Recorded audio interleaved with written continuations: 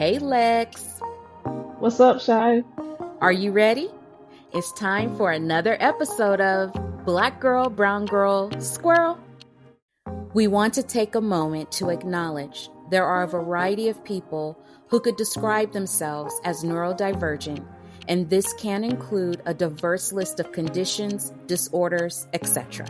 And while our experiences may specifically relate to autism spectrum disorder, ASD, and attention deficit hyperactivity disorder, ADHD, we hope that all our listeners can feel welcome and relate to the shared experience of being neurodivergent in a neurotypical world, because this is our safe space.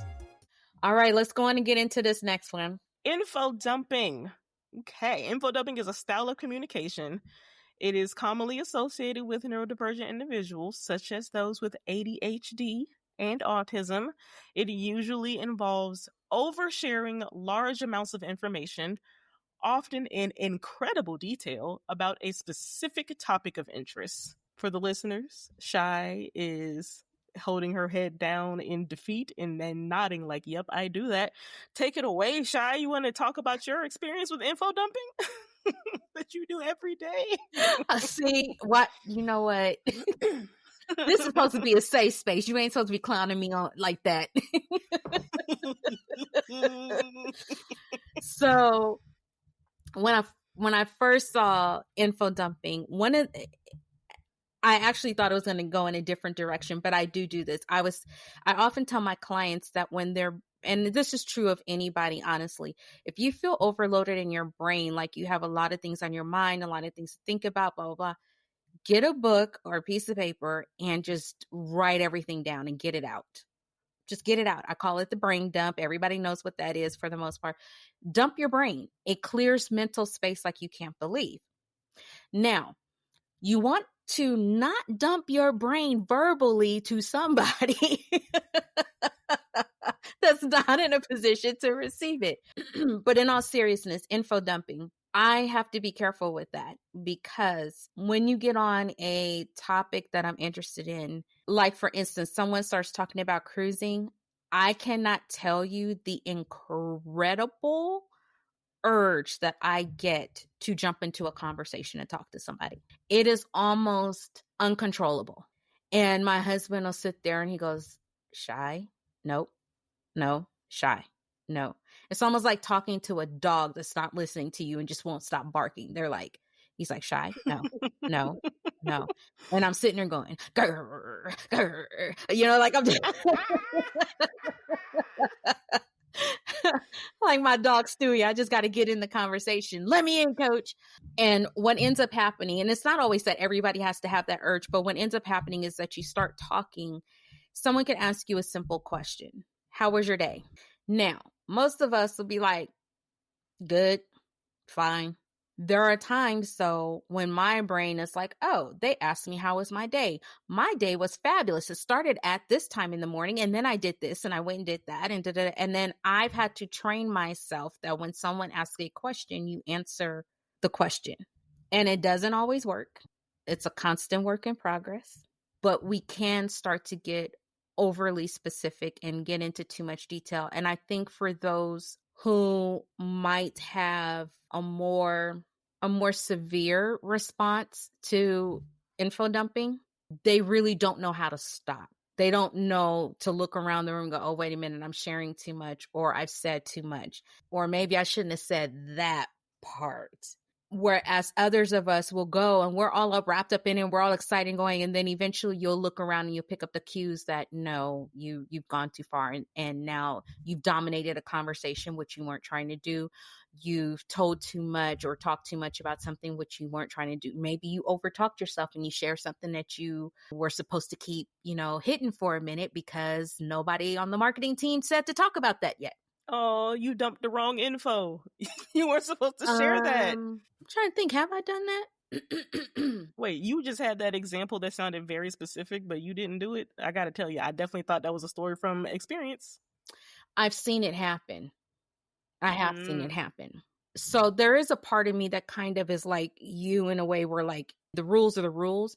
So coming up in Silicon Valley where I started my career before, right when the tech companies were starting to come up, one of the things that was drilled into us is like, if you're out at lunch or wherever out in public, you do not mention the name of a client. You don't mention the name of a competitor. You don't mention the name of a product you're working on. You don't mention any of those things. So yes, I've been around people who have said things and mentioned things. And I'm like, you're not supposed to say that. It's kind of part of your NDA or your whatever. You're not supposed to say that. I don't think I have ever personally done that just because I've had that fear of it coming back on me, but I've most definitely overshared or gotten too comfortable where I felt like I could share and realize that I shouldn't have. Most definitely have done that. And I mean, it still happens even now. So I'm very cognizant of who I talk to, what I share. I believe in being honest and straightforward and truthful. And I do that in business, but I also have to be careful because not everybody is going to appreciate that for what it is. That you're just trying to build an honest business relationship and not just a transactional one. So yeah, info dumping can be funny and embarrassing sometimes. And at other times it can be a little bit dangerous. You're putting too much information out there that other people really don't need to know or shouldn't know. I think for me, info dumping, I might have done it a bit as a kid and got enough feedback that no one wanted to pay attention to that. So I just kind of stopped. But something tells me in my house growing up, it was like, fine. If I just was like, I like this thing and I'm going to talk about it a lot, my parents are like, cool, lay it on me. What's going on? And they still do that now. So they might be like, what you doing? My mom could just like tell, like, you listening to something? When I started listening to K-pop a lot, it's like my mom smelled it on me. I went home to hang out for a weekend. My mom was like, so what you been up to? What you been doing? What you been listening to or watching? I don't know why she asked that specific question. She would have no idea.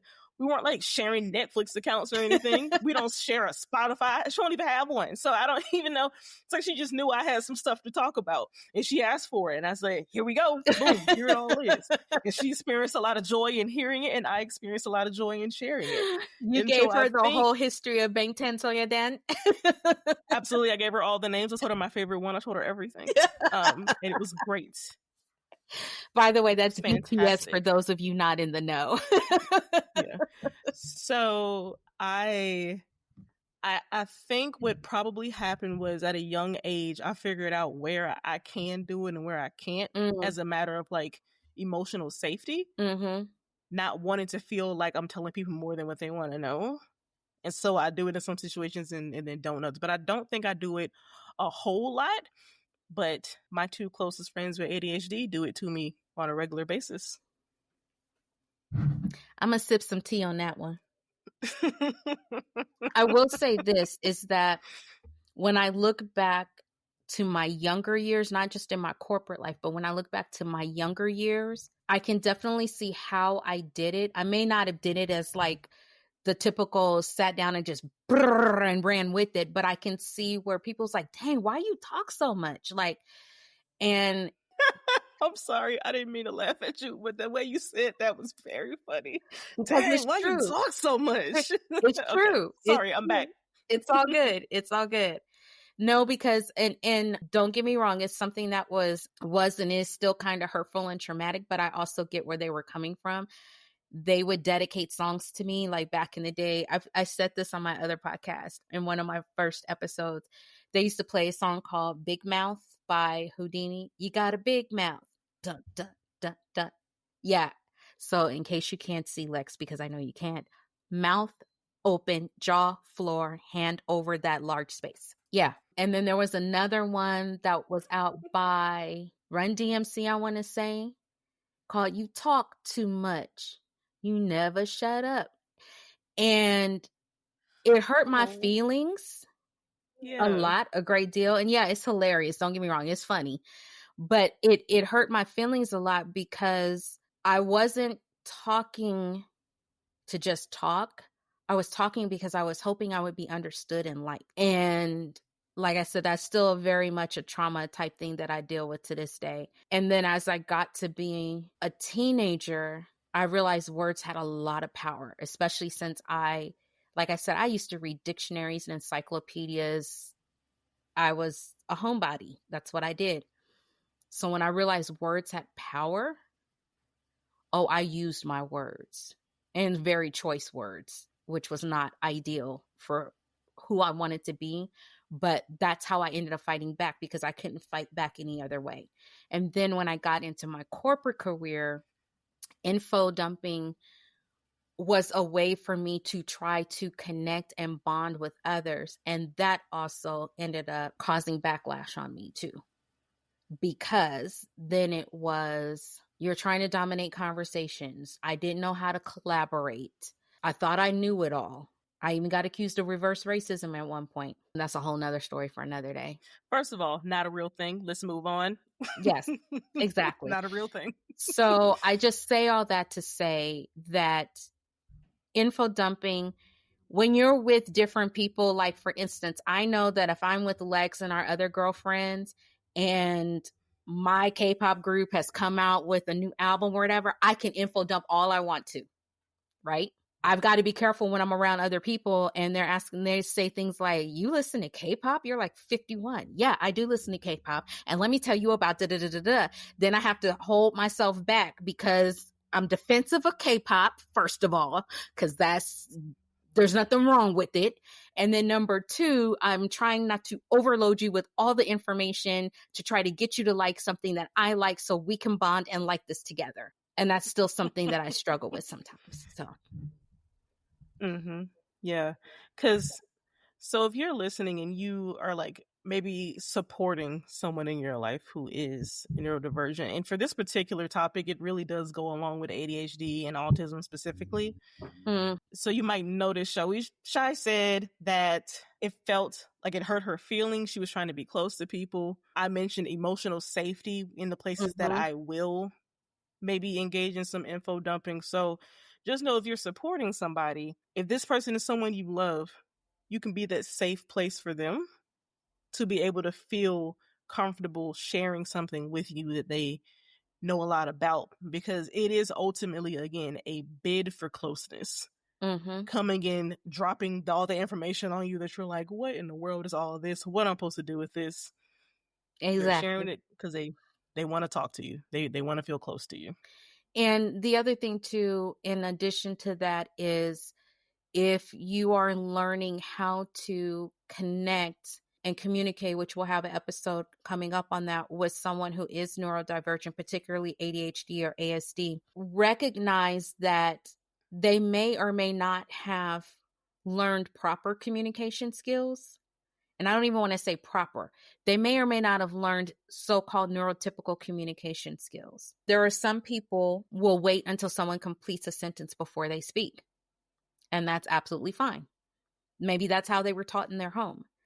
There were others like me who were taught, just keep going with the flow of the conversation. I literally can carry on 5 different conversations in one room and jump in and out of each and every one of them.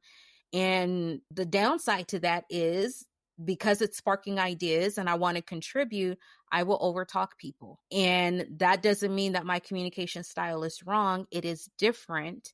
And so because it's different, it can be off-putting to others. So if you're supporting someone, realize that doesn't mean that they haven't learned so-called neurotypical ways of communicating. When they're comfortable and they feel safe, they're going to communicate the way that their brain has wired them to communicate. And that may or may not be comfortable for you. So just a thought. Okay. Most definitely. So next is sensory overload versus sensory seeking. So this describes how the inputs that we get from our senses can either be overwhelming or comforting to neurodivergent individuals. So for instance, yesterday I was working, Mom and I are downstairs, and this is kind of like our fall pattern. And when the fall comes, for some reason, we end up downstairs. I put a fire on in the afternoon. I work. She sits there playing games on her phone, and we're watching TV, normally some sort of a K-drama.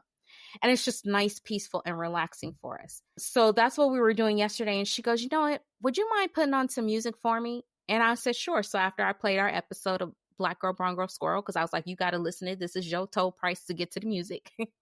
We put on music. We jammed. I worked. It was great. But after like about 2 hours or so, I was like, I got to turn this down. This is too much. all of a sudden I hit sensory overload. There was too much music and noise coming in. I was trying too hard to function. I was, all these different things. That's what a sensory overload is like for a lot of people. Too many flashes, too many this, too many that.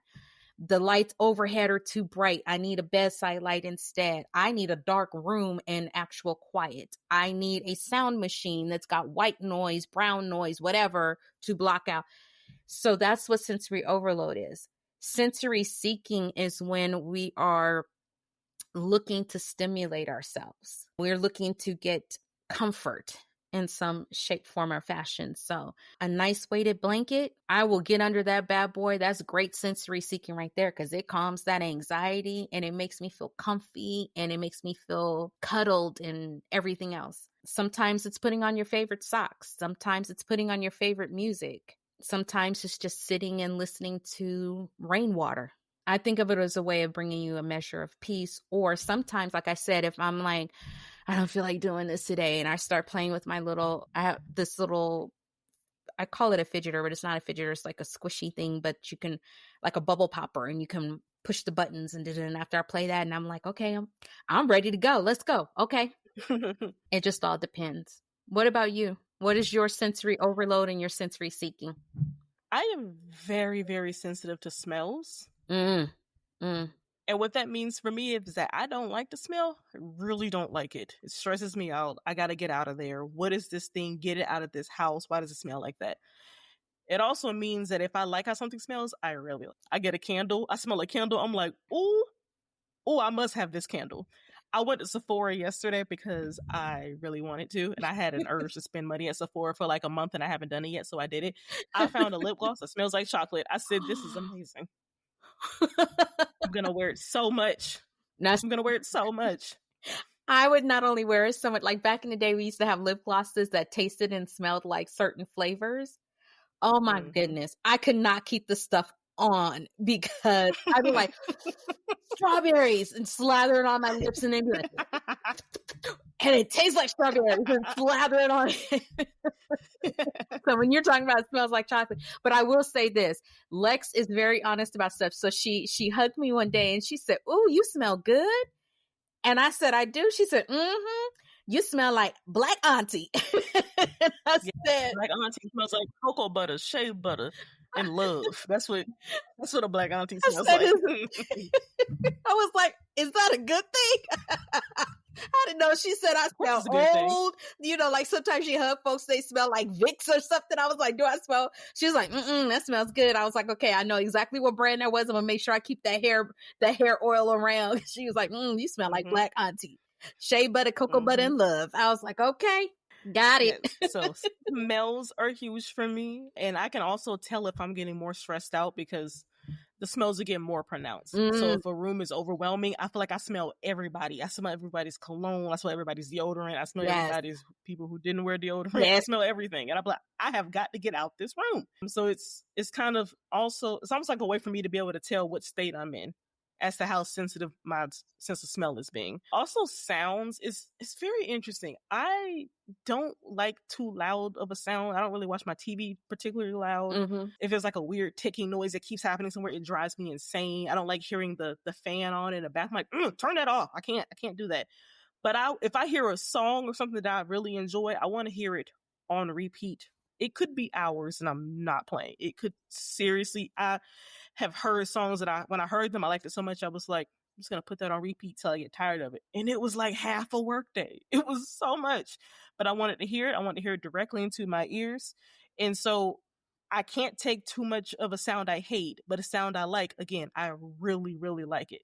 I spend my whole day at work with headphones on. There's too much, like, even though it's not loud at work, it's something about everybody else around that feels like too much. But if I listen to a podcast all day, or listen to music all day, just whatever, it's all day that I'm listening to it. It makes me feel right. I just realized the last time I actually worked in the office, which was many years ago, I just realized that, yes, the overhead lights used to irritate me a lot. I still am not a big fan of overhead lights. I don't even like the light we have in our bedroom. When I come in and the light's on in our bedroom, I'm like, oh, And I go, babe, do you really need to have that light on? Can I just turn on the light by the, sometimes he needs it on and I'm like, okay, well then I'm going to get in the bed and I will cover myself. But at the office, I didn't like that. I would often have to turn on some music or something to drown out the noises going on around me, because on our floor, it was a sales and marketing floor. So lots of interaction and lots of things going on. And I wasn't exactly allowed to wear headphones. So I'd have to figure out ways around that just so I can drown out some other noise. And I didn't realize that till now, that that's what I was doing. I was trying to manage the sensory overload that was taking place. And I'm like you, I have driven from here to Florida, like South Florida, which is a good 12-hour drive. And I can list, like if there is a playlist or a CD that I like, you know, back in the days we used to have CDs, pop that in or turn on my playlist. I will listen to that same playlist over and over and over and over again. And it gets me going, gets me through.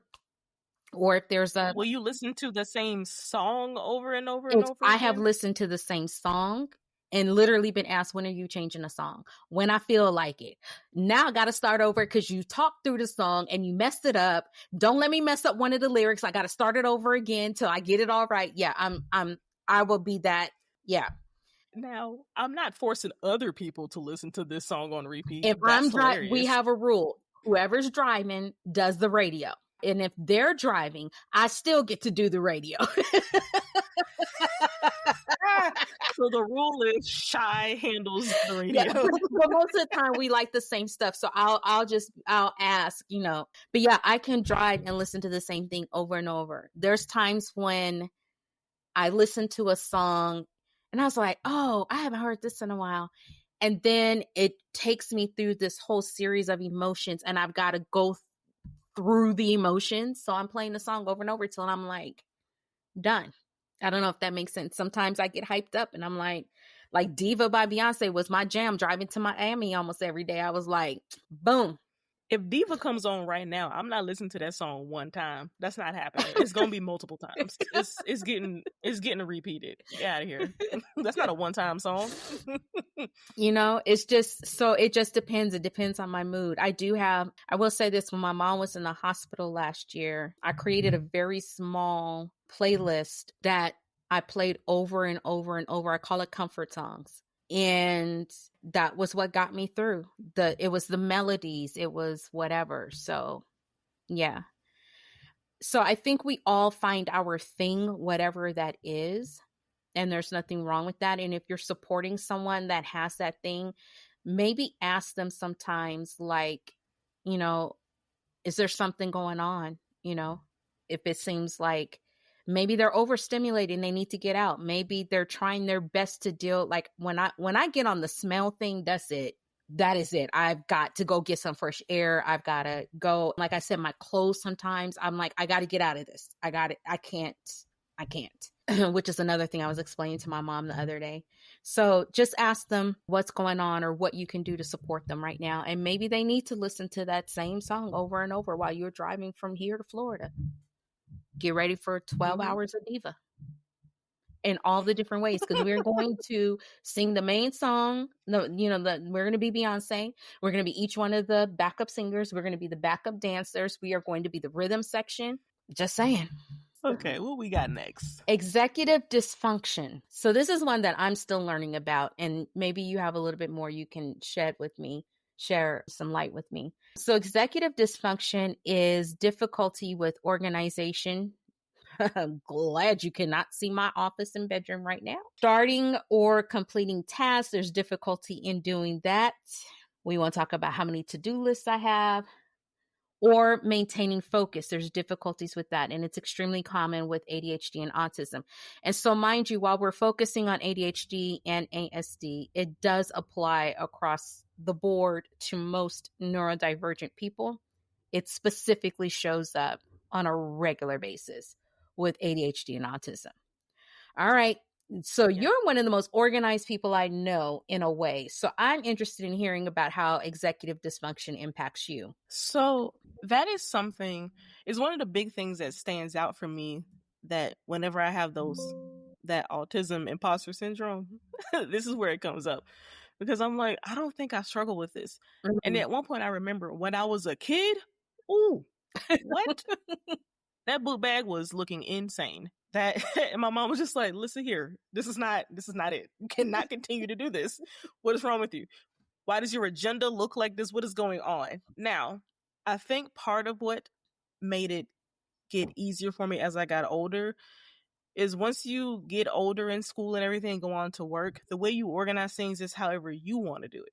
True. It's not however teachers are making you do it or how your parents are telling you is the best way to do it. So I think I just might have developed ways that work for me. I am not a person who works very well with visual cues.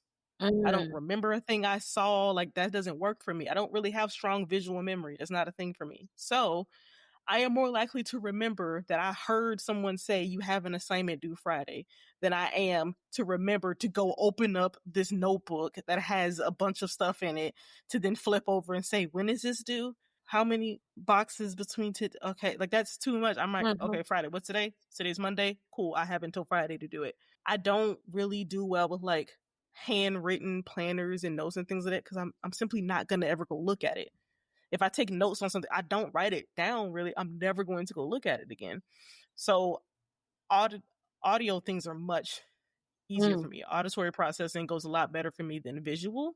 So I think as I just got older, I figured out which things work for me. And yeah, and I don't know. I do know things being out of order make me feel stressed out. I have definitely stress organized a pantry and a refrigerator at midnight. I wasn't doing well. It's fine, whatever. But things like that. So, and the more time I spend in a place, the more organized I need it to be. And I think there's like a particular need for things to be lined up a particular way for me, to the point that at some point in my life, I was like, are these like compulsions? Like, what's going on here? Is this because I would see things about OCD and I would relate to it in some ways, but that goes back into where things overlap. Sometimes people with autism will want things to be in a very specific way. Don't touch this. I put it here for a reason. Don't move it. And it wasn't an OCD thing. It was definitely more of an autism thing because I did ask about it. I was like, so I happened to see this and that was about OCD and it reminded me of all this stuff I did as a kid and stuff I do now. So is that a thing? And therapist said, no, this actually sounds more like this thing. And I was like, oh, dang. So I'm autistic, huh? Okay, cool. You're like, yeah, there's another confirmation. Wow, interesting. So for me, I am sick ADHD when it comes to this. Here's the wild thing. Okay. So as a kid, my mother always taught me since I was yay high that, if you take things out, you put them back. And you don't let people come in and mess up your room. So when my friends came over, yes, we could take out all the toys and play and do all the things, build forts and everything. Now we got to fold it up, put it all back and make it nice and neat. So I did that for years.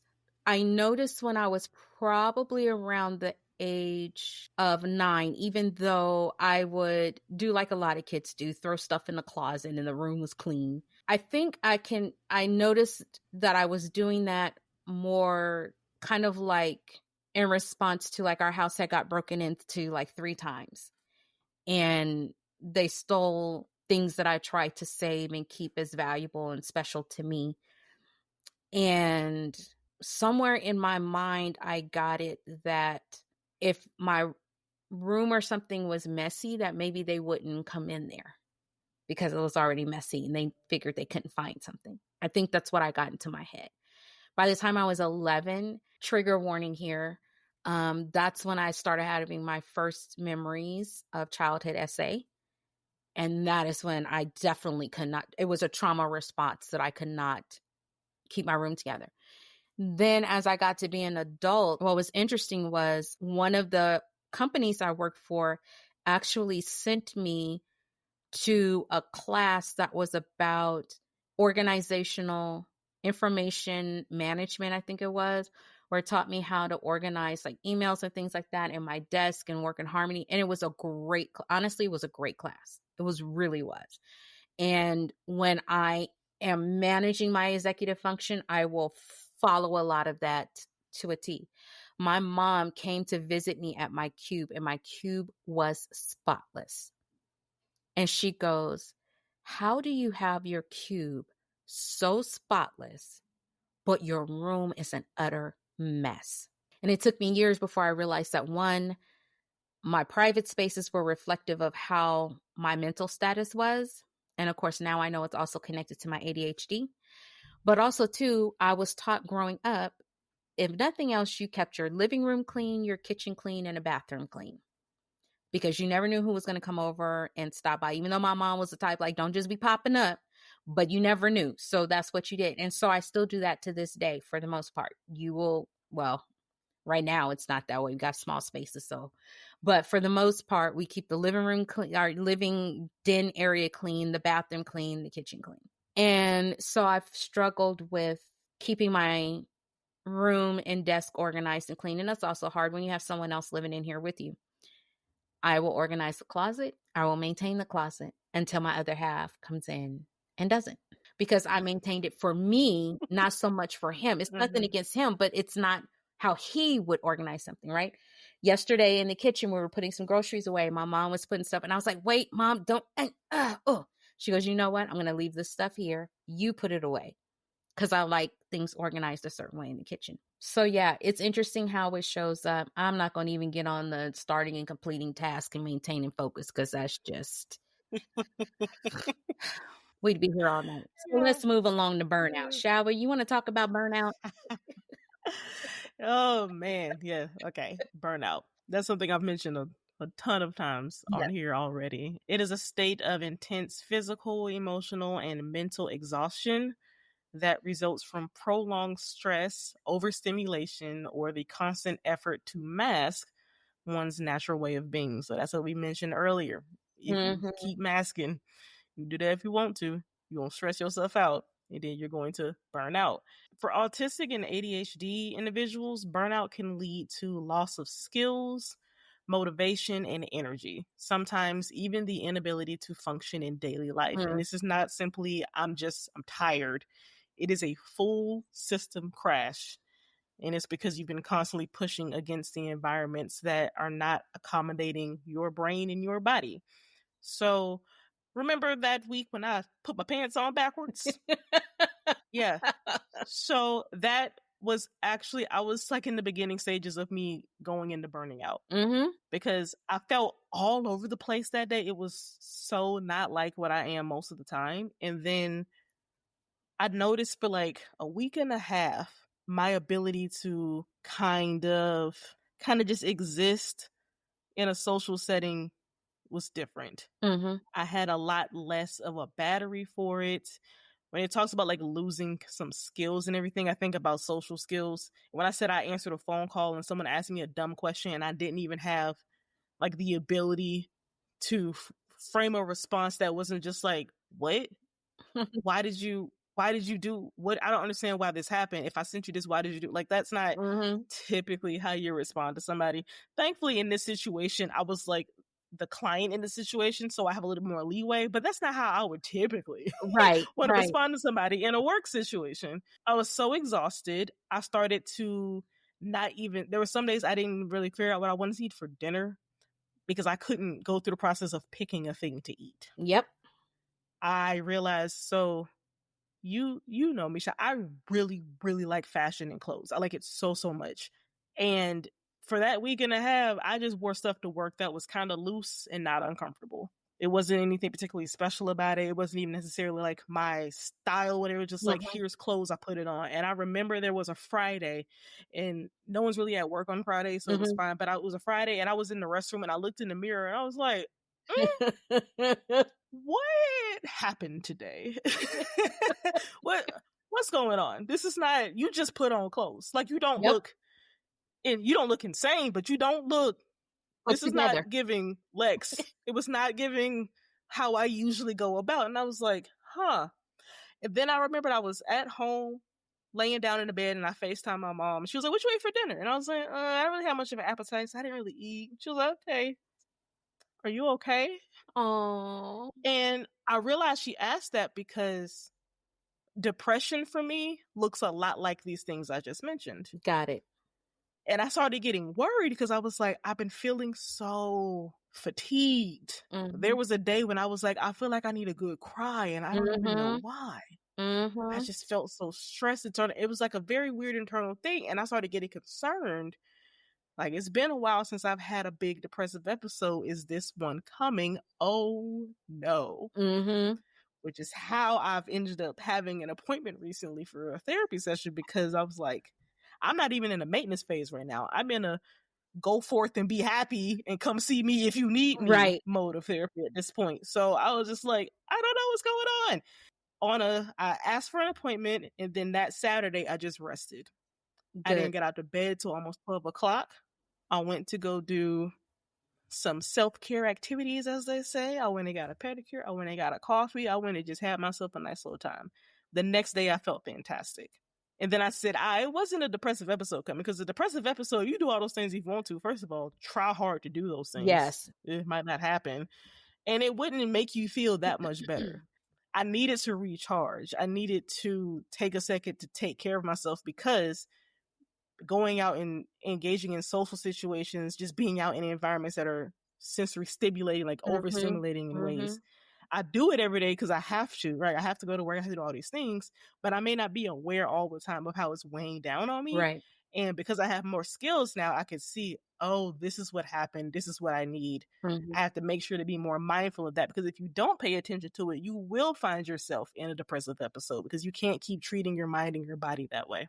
Exactly. And that's the same week that I started feeling like, okay, I am about to crash out and be sick.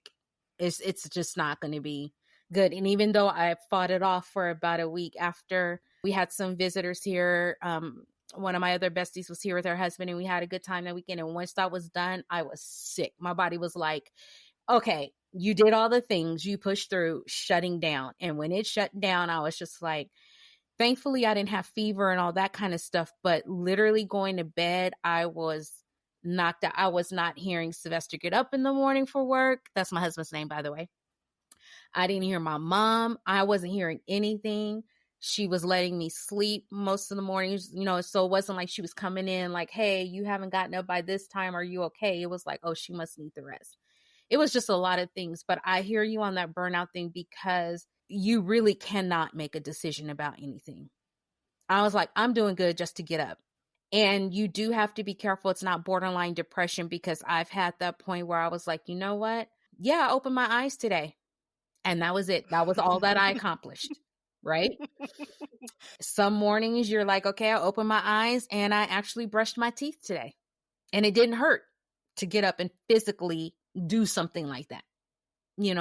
There's a lot of things that go into all of that, but burnout is for real. And here's the crazy thing that we have to be careful about. And this is why I'm looking forward to getting some mental health experts on here too, because you reset, you get yourself together, you feel good. And it's so easy to fall back into the trap if you're not careful, because you now feel good, because you've been recharged, because it was da-da-da-da-da. It's easy to start that cycle over again. So that's where really trying to use that executive function, that emotional regulation, really looking at how do I not get myself here, because, and it's going to happen again, but the one thing that I've learned is when you are treating your neurodivergence, you now have the tools and the skills, like you said, to make better decisions. Even if surviving off of hot tamales and red vines for a week is not a good thing, and it's just a dopamine hit from the sugar, then you can go, okay, I'm not going to do that dopamine hit this way today. I've got myself back into a better place. I'm not going to do it that way today. I'll do it by accomplishing something I've been wanting to accomplish. So, yeah. One of the reasons why we decided to start this podcast is because of this next word, intersectionality. Would you like to go into that one? Yes, I will define it, but I really think that you actually might be able to speak more to it, because it's a word you use as often as I use burnout. So intersectionality, it is a framework that was developed by a Kimberly Crenshaw that helps explain how race, gender, and neurodivergence interact to shape lived experiences. Yeah. So basically what that means is there are experiences that we share as women of color, and as neurodivergent people that overlap. We talked about masking. Masking is one of those things. If you're a woman, you will mask because you're around men and they want to mansplain things, and you're trying to mask the fact that you are ticked off that they're mansplaining to you and that you are highly more intelligent than they are. If you're a woman of color, you're masking over your reactions and responses to micro and macroaggressions and to attacks on your intelligence and just your very real existence in the shape and form that you're in. And of course, we know as neurodivergents, we also tend to mask our feelings and sensory overloads and all those types of things because we're trying to survive in this neurotypical world. And so intersectionality is the crossover of all of those things. Where do they overlap and why? And that's one reason why we wanted to start this podcast, is because there are so many overlapping things. There are a lot of overlaps for us as women of color, but there are experiences and nuances specific to each culture that we may not all experience. I don't know what it's like to be the so-called model minority like many of our Asian sisters do. I don't know what it's like to be a Latina or a Hispanic where your culture is so intertwined and yet so different, and the challenges that come with that. But I can tell you what it's like to be a Black woman here in America, and I can tell you what it's like to be a Black woman and travel internationally, but I can't tell you what it's like to be a Black woman in the various countries of Africa, or what it's like to be a Black woman in the Caribbean, the diaspora for all of us. So we all have these complexities, but yet there are some things that overlap. And that's what intersectionality is. And that's why we want to talk about those things. Yeah. Ableism. Mm. Mm-hmm. Let me take a sip of tea. Ableism. That is the discrimination or prejudice against people with disabilities or neurological differences. That one has come up a lot too. I think we've spoken of it a lot from the perspective of maybe like internalized ableism and how sometimes that can play into maybe minimizing your own experience, thinking, oh, it's not that serious. Yep. It's not this, it's not that. I think learning more about what ADHD looks like and all it entails has exposed to me some of my own ableism that I wasn't aware of. So how you mentioned you're like one of the most organized people I know. Yeah, I'm also one of the most organized people I know. So when I come across someone who isn't able to think through how to organize a space the way I can, or organize their work, remember to complete tasks, remember to do these things. Why can't you be motivated to just get this thing done because you're just supposed to get it done, right? Mm-hmm. For a while, it was me being like, I feel like you're not doing this because you don't want to. Mm-hmm. It wasn't until I started understanding more of like how ADHD works that I was able to show some more compassion for those close to me who have ADHD. And so if something doesn't really go quite right, I don't see it as necessarily a personal thing against me. Mm-hmm. We talked about this. You said you was going to do this. You forgot? Really, you forgot? So it must not have been that important to you. And I must not be. Well, that's not true. Yes. And that's not true, right? Right. And it is also important because of my autism and the way that I communicate, which we'll talk about in a future episode. If you say you're going to do something to me and then you don't, my first thought isn't you forgot, you tried, but it didn't work out. My first thought is you lied to me. I can see that. Because I take what you say at face value. Mm-hmm. So you said you're going to do it, so you're going to do it, and then you don't. Why you lied to me like that? I don't like that. And every situation is not a lie. And in most situations, it's not about intention. It's just about capacity, right? Mm-hmm. What somebody has the capacity to do. Me understanding more about capacity exposed to me my own ableist ideas because I simply didn't know all that was entailed with having ADHD or anything that can impact your executive function in that way. Mm-hmm. You know, when you said that internalized ableism, that can also cause us to mask because we feel like sometimes I feel like, well, I should be able to do what X, Y, and Z, but I can't. So I'm going to fake it. Nobody's going to know that I can't do. that kind of a thing. And then also too, I've seen ableism in action. I've seen people who will look at you if you, like, for instance, with me, my mom has a handicap sticker. Well, they don't know there's days I need that handicap sticker myself, even though I have not been classified as that, because this is a day where, you know what, I physically cannot walk from this car to that door any farther than this handicap spot is allowing me to do that. And I've had people look at me sideways, especially older people, because there's always this misconception that if you are younger, a lot of people used to say that to me too, like, you're too young to have female issues. I'm like, no, I'm not. I'm a female. So no, I'm not. And unfortunately, I've been dealing with this since I was 18. So no, I'm not. But so people will look at you differently. Ableism comes in a lot of forms. And I think it's interesting that it specifically is saying discrimination or prejudice.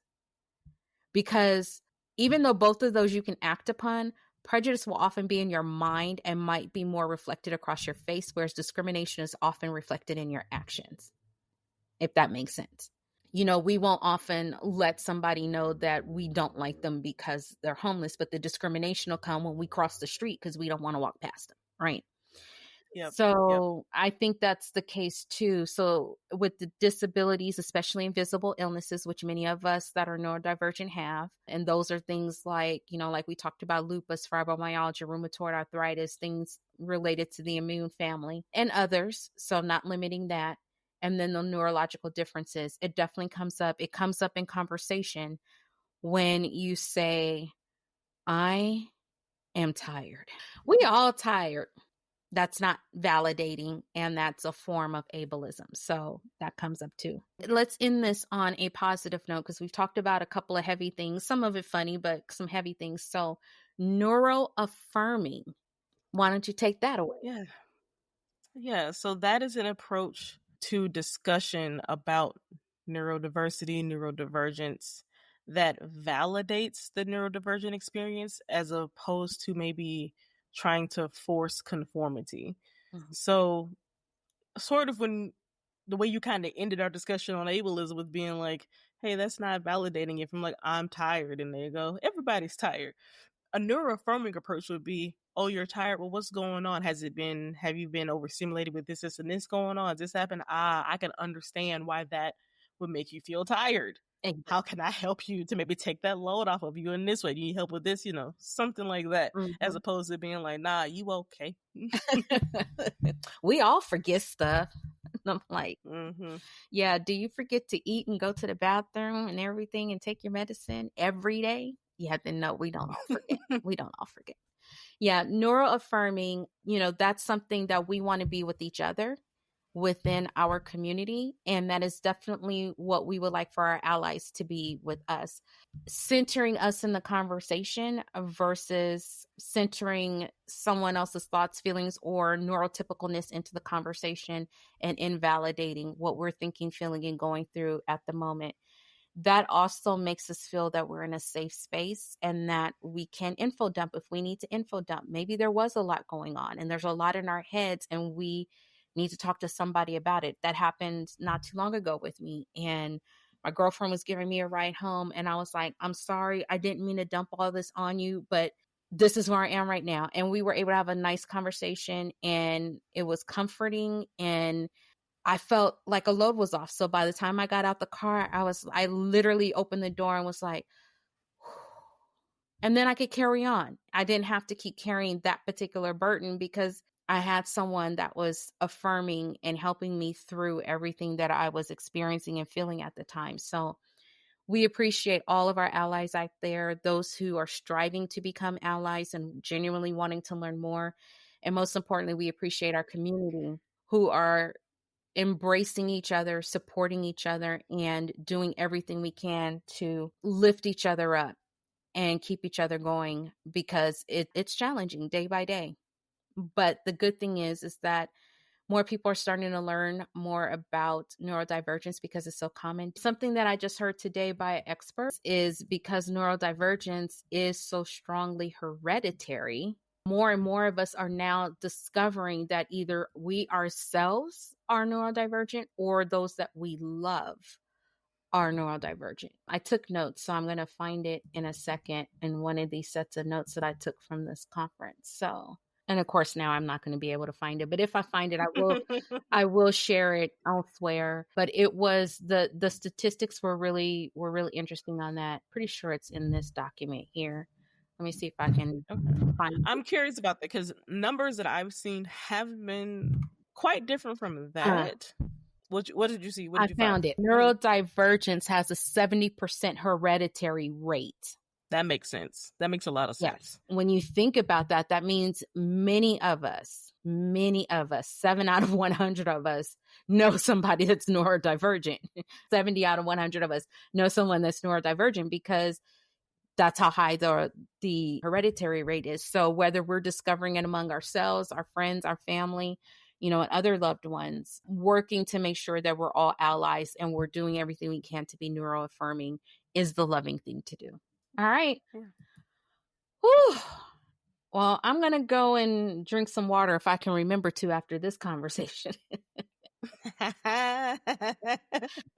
Yeah, that sounds like a good idea. Yeah, but it was a good one. So thanks for joining me on this ride today, Lex. Appreciate it. Thank you for having me. Of course. Can't do it without you. But we also want to thank all of our sister squirrels and our squirrel allies out there for being here and listening to the show today. And we will see you next week for another one. Bye. Bye. Well, that concludes another episode. What did you think? Let us know on IG, Threads, or YouTube. We can be found at BG Squirrel on all platforms.